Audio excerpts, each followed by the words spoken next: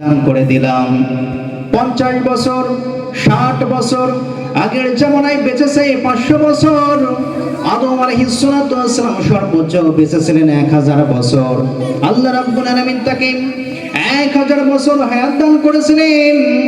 রাব্বুল আলামিনের পক্ষ থেকে হায়াতের জিন্দেগি আমরা প্রাপ্ত হয়ে গেলাম। এরপরে দুনিয়ার জিন্দেগি যখন আমরা ত্যাগ করব, সঙ্গে সঙ্গে আমাদের শরীরটা জীবিত থাকবে নাকি মৃত হয়ে যাবে? কথা বলেন, জীবিত থাকবে না মৃত? রাব্বুল আলামিন এই জন্য বলেন ফাহাইয়াকুম, মাতৃগর্ভে আমি আল্লাহ রাব্বুল আলামিন তোমাদেরকে জীবন দান করলাম। এরপরে অবশেষে আমি আল্লাহ রাব্বুল আলামিনের পক্ষ থেকে তোমাদেরকে পাঠানো হবে মালাকুল মাউত, যাকে আমরা চিনি আজরাইল। মালাকুল মাউত যাকে আমরা চিনি আজরাইল। আজরাইল চেনেন? দুনিয়াতেও আজরাইল আছে না নেই? আমার এক বড় ভাই, উনি বউয়ের নাম্বার সেভ করে রাখছে আজরাইল। কথা বলছেন? এই যে মুরব্বী বলতেছে ঠিক। তার মানে দুনিয়ার ময়দানে পুলিশের পরে হয়তো, বা দুনিয়ার ময়দানে পুরুষেরা সবচাইতে যাকে বেশি ভয় করে আজরাইলের পরে, এটা কি? কথা বলেন, এটা কি? হ্যাঁ, বাড়িওয়ালি হয়তো এসেছে এখন, এই জন্য কথা বলতেছে না। যদি আলামিন পরকালের ময়দানে তোমাদেরকে আমারও আমি আল্লাহ রাব্বুল আলামিন জীবিত করব। সুবহানাল্লাহ করেন।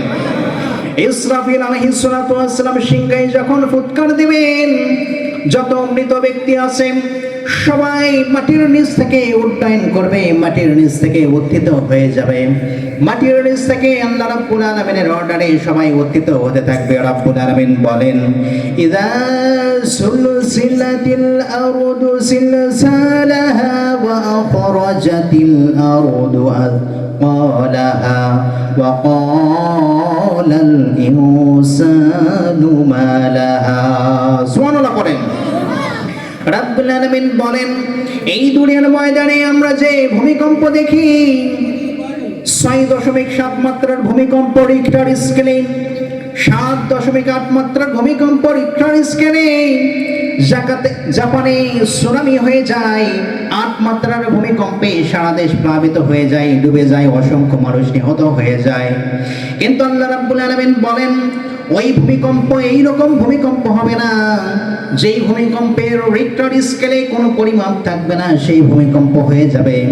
রাব্বুল আলামিন বলেন ইযা সুলসিলাতিল আরদু সিলসালাহা, পৃথিবী যখন প্রকম্পিত হতে থাকবে তার সর্বোচ্চ প্রকম্পনে, অর্থাৎ ওই রকম প্রকম্পন, ওই রকম ভূমিকম্প এর আগে পৃথিবী আর কখনো হয় নাই।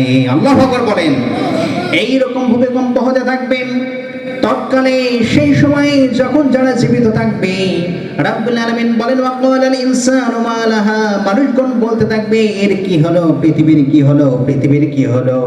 মানুষগণ এই কথা তৎক্ষণাৎ বলতে থাকবে। মানুষগণ বলতে থাকবে এর কি হলো। আমরা ভূমিকম্প হইলে একটু অবাক হয়ে যায় না? ঠাকুর কাতে মাহফিলে গিয়েছে, রাত্রে মাহফিল শেষে